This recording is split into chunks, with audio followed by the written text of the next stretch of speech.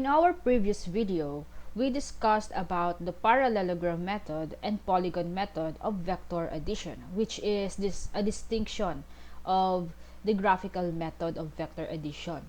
So now, let us discuss about the component method, which is a classification of analytical method of vector addition. So when we say analytical method, it is a process of vector addition wherein we determine the magnitude and the direction of the resultant vector by using the mathematical calculation. So we are going to apply the trigonometric functions and some of the algebraic equations. So to compare it with unlike with the graphical method of vector addition, we determine the magnitude and resultant vector manually by using measuring device such as the rulers and protractors. So here we are going to utilize mathematical calculations in determining the magnitude and direction of our resultant vector. So to help us understand the concepts on how to perform component method of vector addition, let us answer our sample problem. A jogger runs 4 meters, 40 degrees north of east, 2 meters east, 5.20 meters, 30 degrees south of west, 6.50 meters south, and then stops. Find the resultant displacement. So to represent our resultant displacement or our displacement vectors, let us suppose D to represent them. So to represent not just the displacement, the resultant displacement, but as well all of these given vectors. So that d sub 1, so displacement vector number 1 is 4.0 meters, 40 degrees north of east. Displacement vector number 2 is 2 meters east. Displacement vector 3 is 5.20 meters, 30 degrees south of west, and displacement 4 is 6.50 meters south. So we want to know the sum of all these vectors. So if we add all of these vectors, what would be the value of our resultant vectors? So resultant displacement vector. So step number 1 is to resolve the vectors into its x and y components. So remember that x is the horizontal components and y is the vertical component. So it is useful to familiarize yourself with the use of the Cartesian plane because this will help us determine the direction of the vectors. So here we have the 4 given vectors. So this is vector 1, vector 2, vector 3, and vector number 4.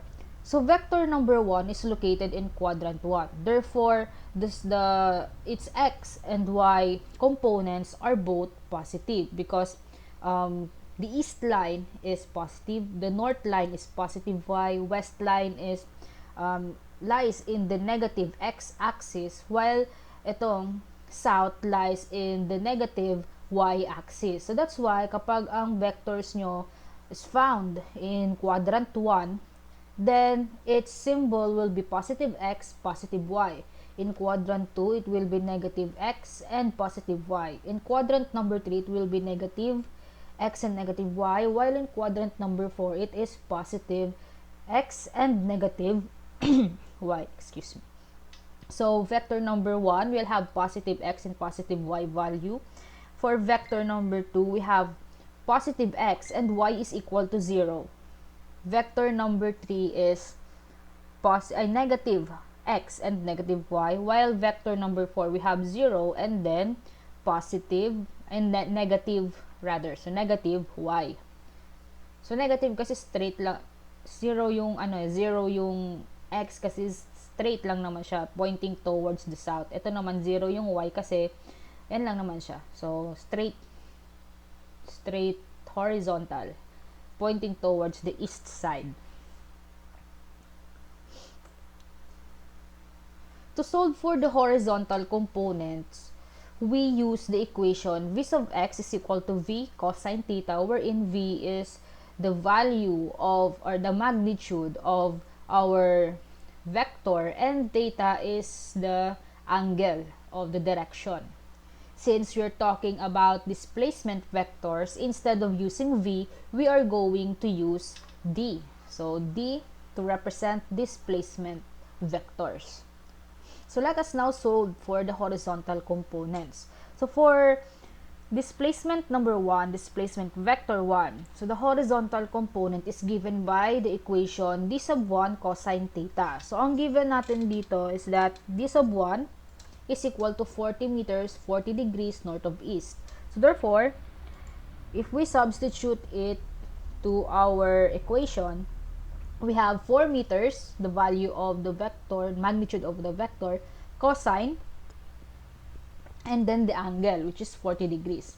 So since we know that that displacement number 1 is found or lies in quadrant number 1, therefore its x-axis is positive. So its horizontal component is positive. So that's why here in our calculation, dx of 1, or horizontal component of displacement vector 1, is equal to positive 3.06 meters.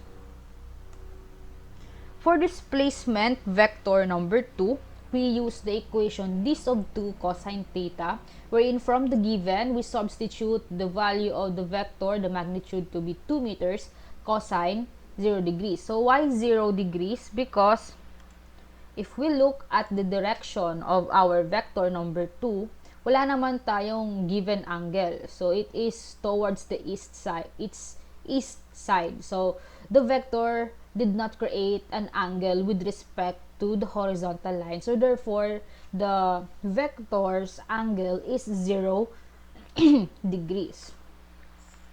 And cosine 0 degrees is equal to 1. So 1 times 2 meters is equal to 2. Since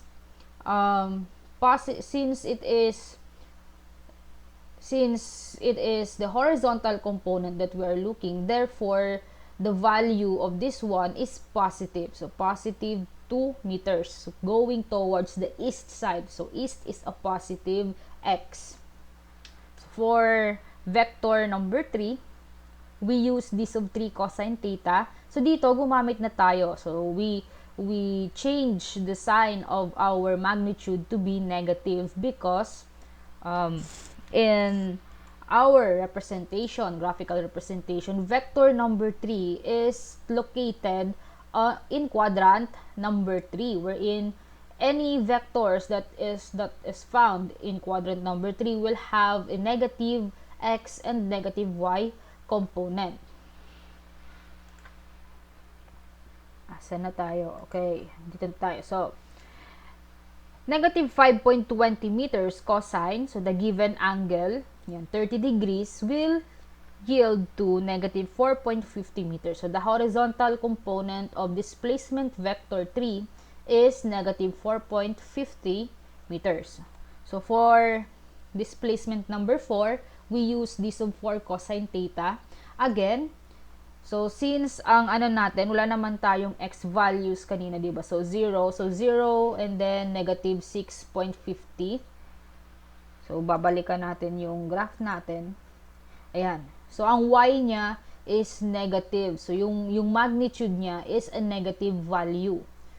So therefore, yung ano natin, sa solution din natin, we are going to use a negative value. So, negative 6.50 meters cosine 90 degrees. So, cosine 90 degrees is equal to 0. 0 times the number, this number, will yield to 0 meters.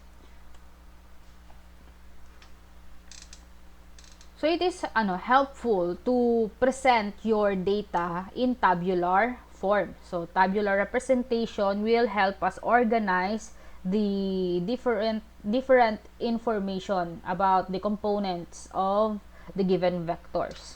Since madami ng vectors yung given, then this will help us visualize and organize our information. So we have now, ayan, vector number 1 d sub 1, the horizontal component is positive 3.06 meters. For vector 2, positive 2.0 meters. For vector number 3, negative 4.50 meters. And for vector number 4, the x component is 0 meters. So let us now look for the vertical components. Since nakuha na natin to, puntahan naman natin yung vertical components. To look for the vertical components, we use the equation v sub y is equal to v. Okay, so dapat ito ay sine. So, palitan lang natin.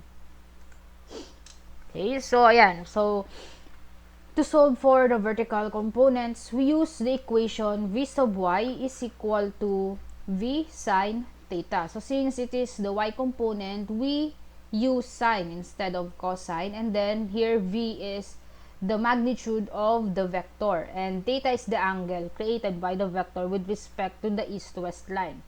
So, we're talking about displacement. So, again, ang gagamitin natin is, instead of v, we're going to use d. So, for displacement. So, to solve for the vertical component, so we have, yan. So, for vector number 1, excuse me, for vector number 1, d sub 1 sine theta, so 4 meters sine 40 degrees is equal to positive 2.57 meters. And then d sub 2, so d2 sine theta, so 2 meters sine theta, so sine 0 degrees is equal to 0 times 2 is equal to 0. And then d sub 3, so d sub 3 sine theta, negative 5.20 meters sine 30 degrees will give us negative 2.60 meters. And d sub 4, so d sub 4 sine theta, negative 6.50 meters sine 90 degrees. Sine 90 degrees is 1, so therefore 1 times negative 6.50 is equal to negative 6.50 meters. So let us now complete our table. So we have now our horizontal components and the vertical components for each of the given vector. So this is the these are the horizontal and vertical components of d sub 1. These are for d sub 2, for d sub 3, and for d sub 4. So we want now to know the sum of the x and y. The sum of the x components and the sum of the y components. So, for step number 2, let us now get the sum of these components. So, 3.06 meters plus 2.00 meters plus negative 4.50 meters plus 0 meters will give us 0.56 meters. While for the vertical components, positive 2.57 meters plus 0 meters plus negative 2.60 meters plus negative 50 meters will give us negative 6.53 meters. So now that we have this value, so the summation of x and the summation of y, we can now determine the magnitude of the resultant. So to get the magnitude of the resultant, we use the Pythagorean theorem. So where r is equal to the square root of summation of square root of the sum between the summation of x squared and summation of y squared. So substitute lang natin siya with our given value. So 0.56 meters squared plus negative 6.53 meters quantity squared. So we'll get 0.3136 square meter plus 42.6409 square meter. And then the sum of the two is 42.9545 square meter, and get the square root. This will give us 6.55 meters. So what this means is that the resultant vector 6.55 means that the jogger is 6.55 meters away from his initial position. So, to what direction? So, 6.55 meters to what direction? Nasa north ba siya? Nasa east, southwest, northeast, northwest, south, or west? So, para makuha natin yung direction niya, we need to calculate for the angle, for the for the angle as well as to determine the direction, the quadrant where the vector lies. So first, puntahan natin yung, ayan, kung paano natin nahanapin yung angle ng ating vector. So to determine the angle, we make use of the inverse of tangent. So tangent times the h of O, so opposite divided by the adjacent side. So dito, ayan, so summation of y over summation of x. So mamaya pakita ko sa inyo yung graphical representation of this calculation ng component method natin. So tangent negative 1 times the absolute value of summation of y divided by the summation of x will give us, ayan, so substitute, negative 6.53 meters divided by 0.560 meters, so cancel out natin yung meters, will give us tangent negative 1 times the absolute of negative 11.661 meters. Kapag absolute, it will always yield to positive number. So to get the inverse of this number, then yan. So the angle created by the vector with respect to the east-west line is 85.1 degrees. So this means that the jogger is located 85.1 degrees with respect to his initial position. So saan ngayon siya? 85.1 degrees to which direction? Saang parte ba siya? So nasa east side ba siya? Nasa west side? Sa south? Or in between those east-west?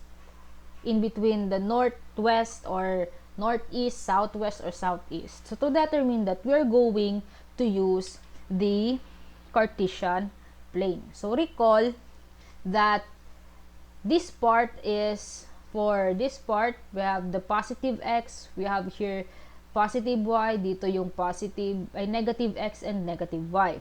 So to locate this, to locate the resultant vector, to know the exact position of our jogger, the final position of our jogger, then let us utilize our summation of x and our summation of y. So ano ba yung symbol ng ating summation? So yung summation of x, so our x components is positive, and the value, the magnitude of our summation of horizontal components is 0.560 meters. So ayan siya. So 0.560 meters positive, while sa y naman is negative. So we have positive x and negative y. So saan ba mahanap ang positive x and negative y? So ito si positive, and ito si positive x, and this one is negative y. So therefore, our vector is located in quadrant number 4, wherein the x components, the sum of the x component is positive 0.560 meter, and the sum of our y components is negative 6.53 meters. So the resultant vector is from the initial position papunta dito. Ito yung final position ng ating jogger. So if we draw a diagram to represent our resultant vector, so our jogger is 6.5 meters, 85.1 degrees south of the east line with respect to his initial position. So the final answer now will be this one. The jogger is 6.55 meters, 85.1 degrees south of east with respect to his initial position.